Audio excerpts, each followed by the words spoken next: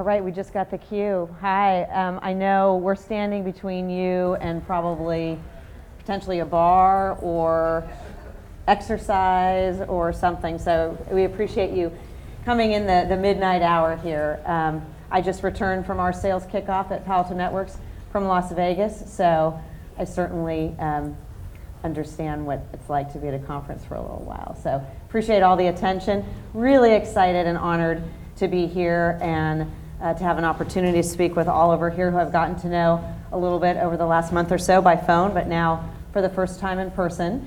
And give you a little bit of background about myself, and then Oliver will give you some information about himself, and then we'll launch in to what it's like to have a freemium sales play, which is not something that I have had too much personal experience with, so I'm really excited to learn some things from Oliver. So as I mentioned, and as you can see here on the screen, I'm Amy Slater, and I'm Vice President of Corporate Sales for Palo Alto Networks. Now some people might say, what's that? What's corporate sales? And when I started at Palo Alto Networks and they said, we'd like you to run inside sales. And I said, I won't run inside sales. I said, inside sales, as I've heard some people talk about today, and in the past, it doesn't always have the most positive connotation. People talk about it being sort of junior, right, or junior league. Do you ever feel like that somehow we're secondary or not even in line in terms of relevance? And so I said, let's call it corporate sales, because at least the group that we have at Palo Alto Networks is both a sales development program as well as inside sales. So we have sellers as well as those that are doing lead gen, setting meetings and things like that. So as some of you may know, Palo Alto Networks, we're a cybersecurity company headquartered in Santa Clara, and growing from just a next generation firewall business and really moving quite a bit of our business into the cloud around compliance, as well as automation and all kinds of exciting things to protect you from those bad guys that are out there trying to steal your information. And Oliver J., he's head of global sales at Asana. He has a background, pretty illustrious background in inside sales, certainly more than I do. And so I'll let him share a little bit before we kick it off. Great. Well, thanks everybody for inviting me here. I run the sales and business development programs at Asana, which is a team collaboration platform to help teams coordinate their work and stay on the same page. And so my background is, I've been at Asana for the last 3 years. Joined when we had less than 200 people. By the end of the year, we should have 700 or so. We crossed the 100 million ARR threshold last year, so really exciting. And so before Asana, I was at Dropbox. I was at Dropbox managing some of the initial sales teams there as well. And then about 3 years in, I moved over to start and run our APAC and LATAM businesses. I did that for a couple of years, opened up our offices out in the East and almost in Latin America. And then, I was there for 5 years and then joined Asana. Mm-hmm. Fantastic. Well, I don't know, again, how many of you have had experience where you're working around the freemium space. And certainly we've had that conversation over the time. I've worked for some companies where it's very established, right? Cisco, Salesforce.com, AT&T, a lot of just really solid companies already have a product go-to-market strategy. Yeah. So talk to me a little bit about what it's like in building an SDR team all around a freemium model, which some might think would be easy, right? Getting meetings for something that's free. Well, who wouldn't want to get a meeting? And talk to me a little bit about that. Sure. I think when you think about freemium, and whether freemium makes sense for your business model or not, the first question is, who's your primary customer? Right? Who's the primary beneficiary of your product? And if the answer is it's the actual end users, or the actual employees, and in fact, probably many of you in your companies, then the freemium model is really interesting and can be a super powerful business model for your company. Because at the core of the freemium model is around how do you leverage adoption to your advantage. And in my opinion, in the last 5 to 10 years, started with the iPhone and how now everybody uses the iPhone at work, and the explosion of the SaaS economy. What you see is the tech stack in companies, that decision making, a lot of it has gone from the IT department to the actual end users, to you all, right? And so the freemium model is a great model that allows you to take advantage of that dynamic, because you're able to lead with the product, have end users fall in love with the product, they become advocates, they become champions, and then eventually you expand in a company, and over time you become company infrastructure. But again, the question is, who's your primary customer, right? And so, like, for example, like Palo Alto Networks, at least V1, you don't need the end user's endorsement to roll out Palo Alto Networks. Probably wouldn't make sense for that product then, right? But yeah, so when I think about freemium, a lot of people ask me, like, when does it make sense? And I think, like, if the end users are the primary customers and you can use adoption to your advantage, that's where it's really great.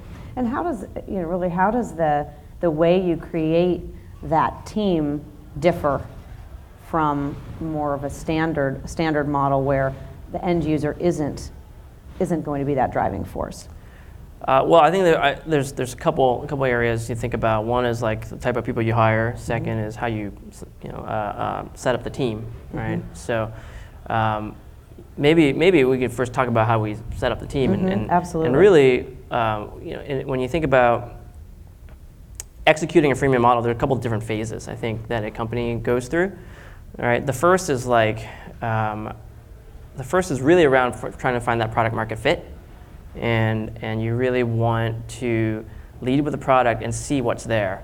And in that phase, where I found experience where the sales team and the business team really helps, right? Because in freemium, in the beginning, you think that you're just launching the product out there and seeing what sticks. Where we come in and help a lot is actually partner with the product team to identify where does your product resonate most, right? To whom are you solving some really chunky problems that you can start building a business and go to market around. And I think a lot of times what happens with a freemium model, you launch the interesting dynamic of the freemium model is you launch a product, it's in the wild, and you actually get a lot of different use cases. You get a lot of different use cases because it's free, right? And again, like, not all use cases are the same. And so in this phase, you really want to try to find, like, which are the golden use cases that you can start to build a really real go-to-market around them. Right? Have you been in a situation where you think that one use case is going to be that driving use case, and then it's completely different from what you expected because you get this kind of feedback? Have you experienced that as well? Absolutely, and I think that's to be expected. If you're leading with a freemium model, you should expect that. I can give you a quick example with Asana. Asana is great for all teams, and it's very, very horizontal. A lot of teams get great value, but what we noticed was there were a particular density of users who was really passionate, right? And for us, it was around this, like, the creative workflow. That workflow that people were using Asana for, where I think what's happening is in the creative workflow market, there really is a gap, and that market is, like, tipping for something like Asana, where you need to use a tool to coordinate our work. And so for now, when we're thinking about our strategy for this year, in the beginning of this year, for the first time, we launched Asana for marketing. It was our first foray into a more targeted audience, and that's because that's where we saw a lot of great adoption, and we felt like we could really build a business behind that. And so, but that was not a priority decision. We didn't go in thinking, okay, we're going to go target the segment. What we did was look at data, solicited the feedback, and I really expect my team to not just drive appointments and drive revenue, but to drive insights.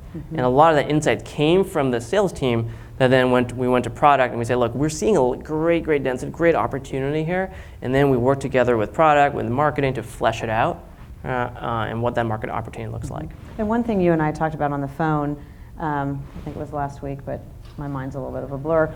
I think it was last week, but when we spoke, it was, what is the development of the individuals? And we talked about people that are early in career, they might have just been from college, but then you have enterprise. You have some people that have been targeted at the enterprise in the past. How do you reconcile people's background and their capabilities and to be able to sort of tease out some of the insights that you have from the buyers, if you will, or the users, that may take some special kind of training, or someone who's actually had some background, not maybe somebody who's just graduated. Can you expand on that a little bit? Sure. Yeah, and I think our conversations around how we set up teams, right? And from my experience at Dropbox and Asana, I set up my teams quite differently than in traditional software companies where you're setting up by SMB, commercial, enterprise, really tiered by employee size. Because what the challenge I saw is you almost inevitably what you'll find in leveraging a freemium model, if you tier your teams that way, you'll find that your best, most capable, most expensive enterprise reps, what you'll find is that they're going to spend a lot of time trying to land that 50-seat deal at what happened to be Procter & Gamble. But the selling motion to land a 50-seat deal at Procter & Gamble is actually not that different than a 50-seat deal at a mid-market account. And so what I like to do, I rather have my mid-market rep close that account, all right, close that 50-seat opportunity, and I really have my enterprise folks really focus on the accounts that are ready to explode.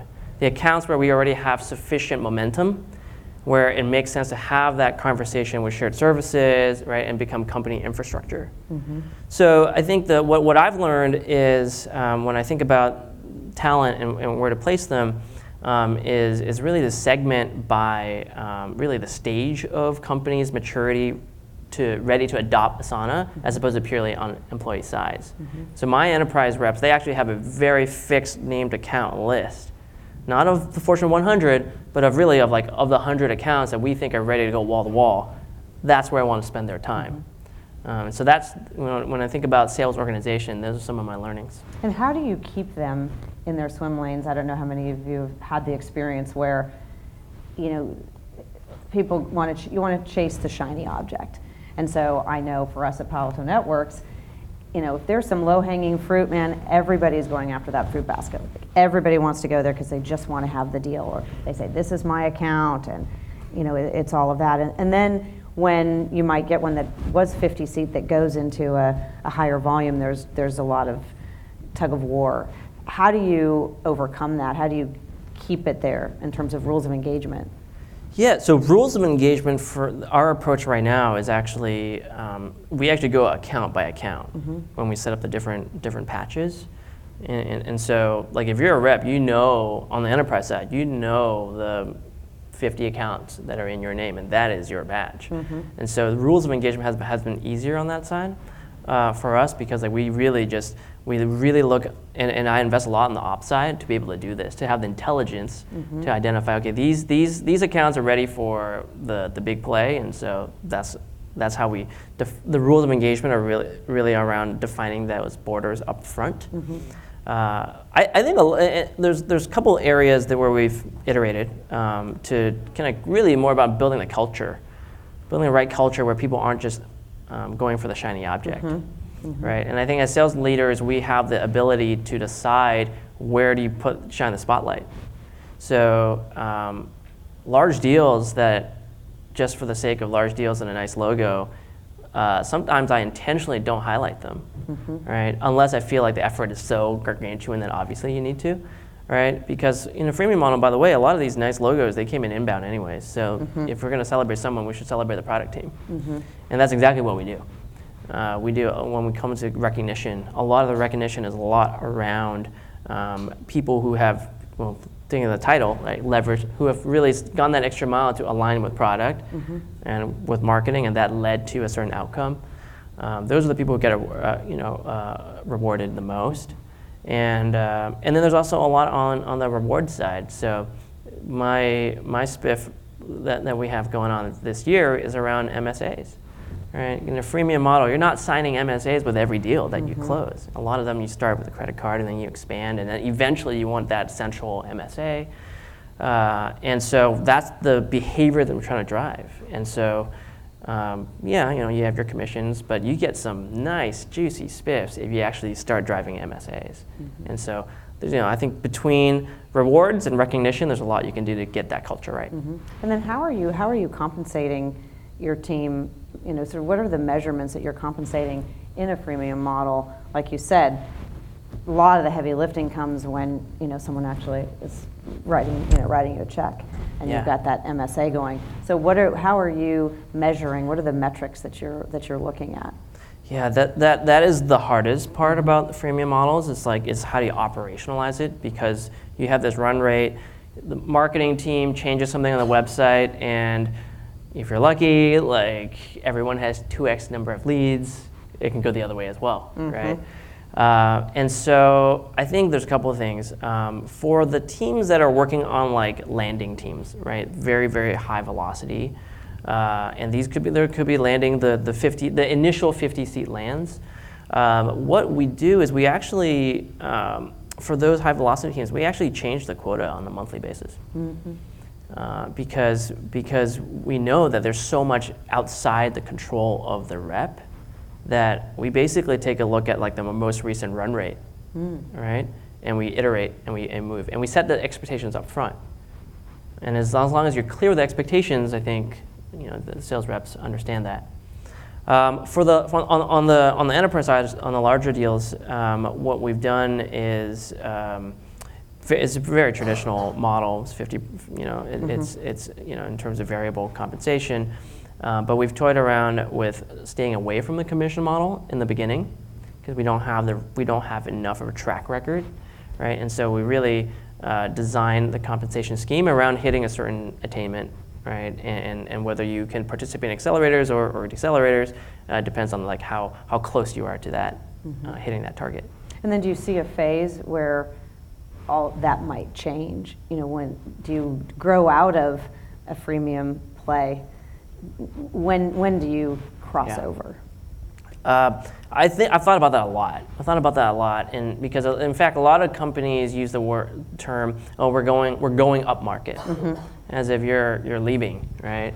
And my firm belief is that if you really want your freemium business model to work on to this maximum potential, you don't actually leave. You don't go up market. You add layers to your go to market so that you can take advantage of both the bottoms up and the tops down selling motion, right? There's nothing more powerful when you go tops down than going in to a CIO and telling them, well, in the last quarter, we had 200 additional active users across 5 different teams. And then your next QBR, you don't have to do anything. Hey, there's another 200. So when I think about freemium, you really want to maximize what you get out of it. You want both. You want to add to it.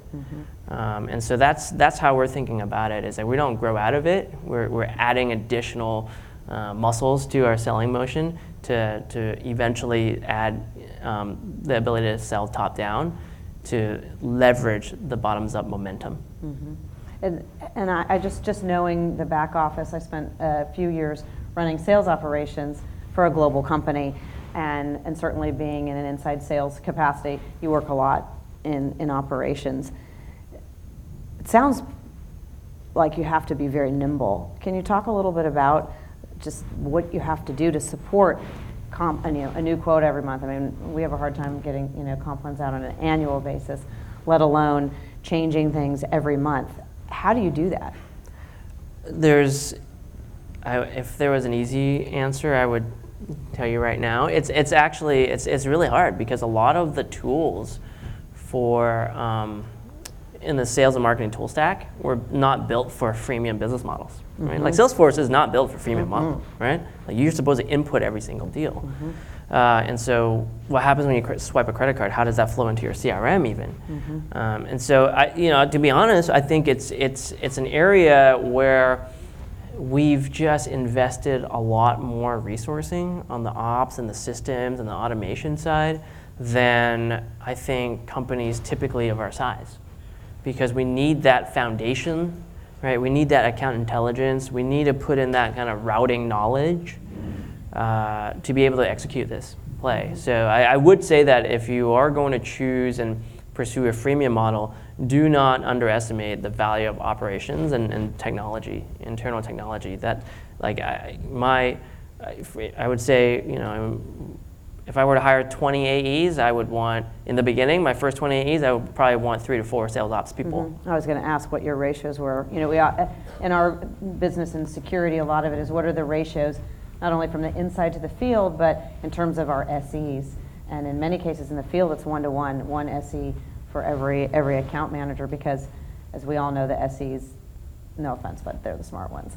So you need a lot of those, a lot of the SEs. Same thing from an operations standpoint, that I think a lot of companies, we scale really fast in many cases on the sales side, but then we don't follow the backup with sales operations and SEs. I lost a sales ops person, and I'm still trying to get the head count back, just because it gets deprioritized when you think, well, do I want to add this head that's, adding revenue or adding cost? Yeah.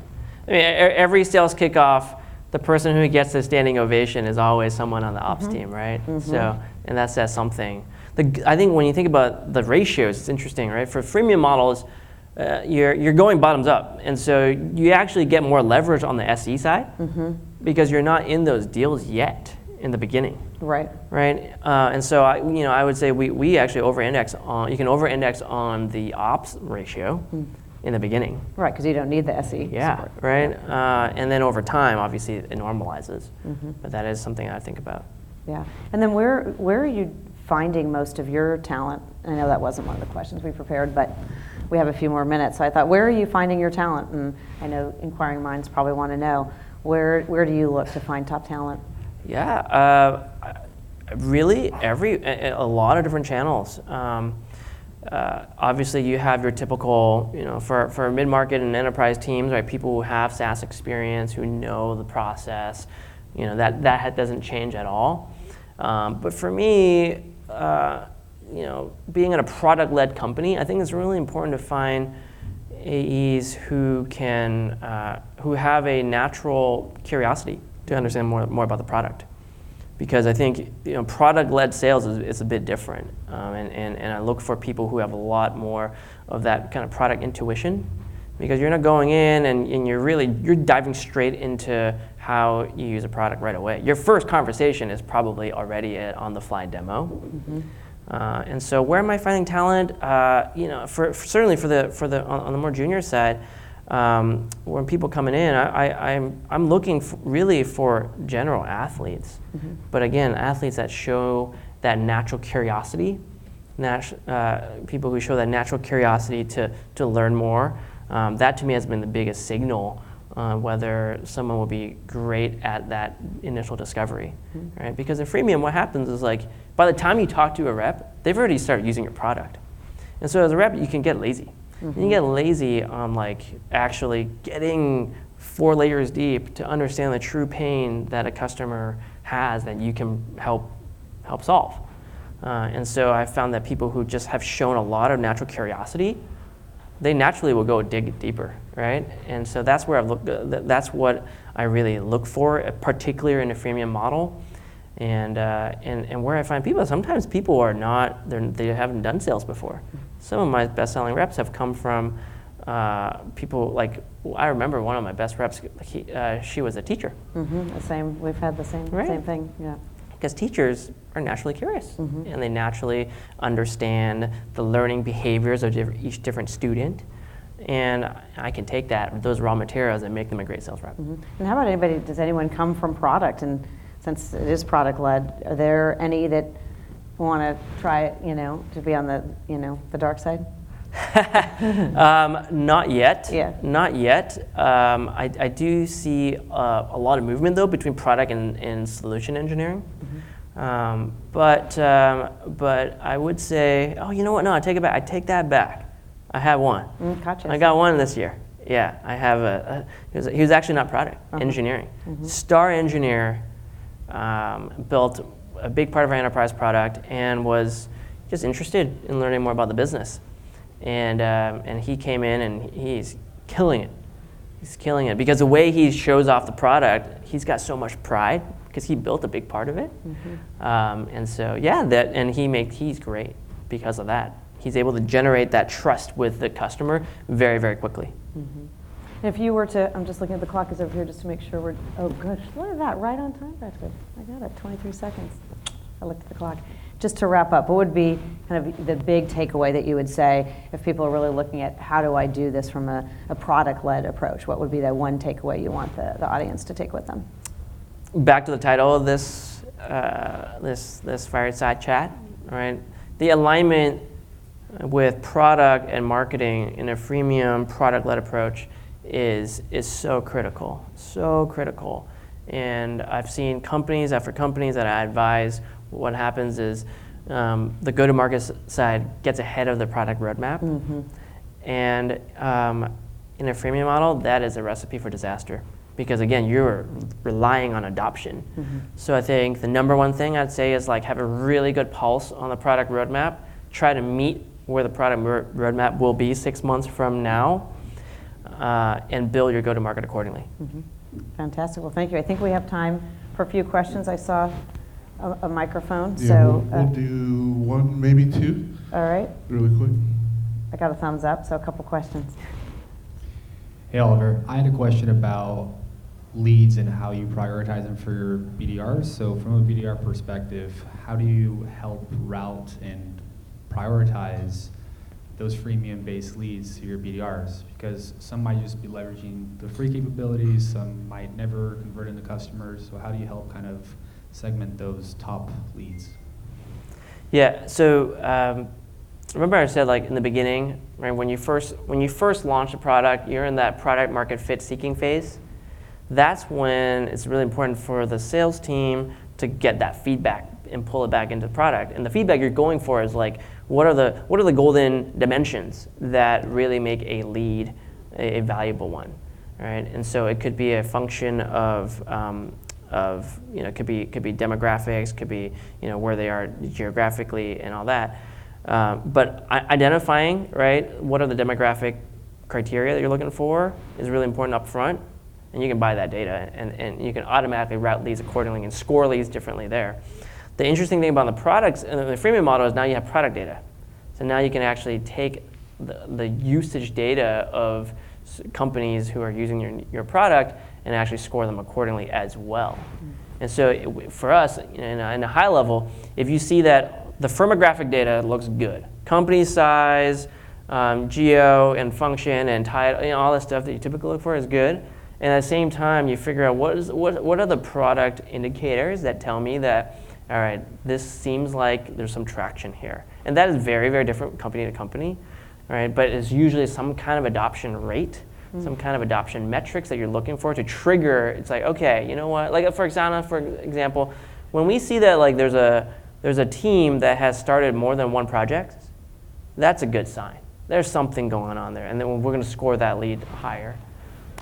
We now have a data science team that actually like spits out, with this crazy math. But in the beginning, we didn't even need that. You can take some pretty common sense metrics, merge it together, do some rudimentary scoring, and automate it. Got one over here.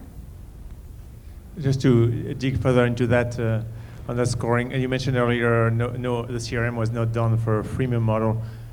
So I have a kind of detailed question. At what stage do you put people in the CRM? So as soon as somebody creates an account on Asana, do you get them in Salesforce immediately, or do you wait? And the scoring for the product usage, CRM is not designed to score on product usage. So do you do it outside, or where do you put things at what stage?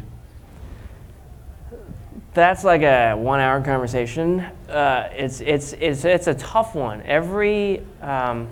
Every company that scales going from freemium to adding the top-down piece has to go through this transition. And I don't think there's a quick way to answer that except like give you kind of like the end result of what I've figured out, which is the self-serve piece. I actually have decided now to just keep it out of the CRM. So Salesforce which is what we use, is no longer a source of truth of all my customers because that volume they just can't handle it. And so I do think I think you need to keep a separate database for your self-serve business and for your sales assisted business. And then based on the triggers that we talked about, that's when you create a lead for the sales assisted business based on certain triggers. But that database, I've tried multiple times to have one central customer database, and it's been really hard in a freemium model because you just have so many transactions. Okay, one more. I was going to ask a different question, but being that I work at Salesforce and I actually represent the freemium piece of the Salesforce business, I feel compelled to answer the question that was just asked and help expand upon the conversation. So what we do at salesforce.org, which is now officially part of salesforce.com, is we track the freemium model as we give 10 free licenses to 501(c) organizations as well as educational institutions. And we track it as part of our price book, because what we do from there is we drive discovery with these constituents that are looking for the free licenses in order to help make sure that we're in touch with their mission, but also to help then provide them services to set it up. So it has a duality in the adoption, but also in future projects that we could bring to them. So we're tracking this in Salesforce as a CRM with the price book in mind that obviously it's a $0 associated.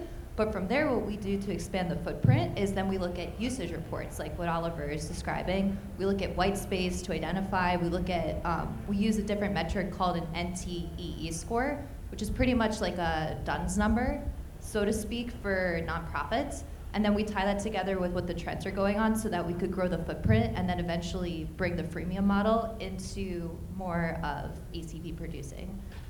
So Oliver, my question for you was, amongst different kinds of metrics like white space reports or usage reports, is there any specific report or number that you have found to be telling in terms of when you could transition a freemium-based account to revenue? Yeah, I think there's quite a lot of nuance in the types of customers and what that is, but for me, number one usually is around adoption.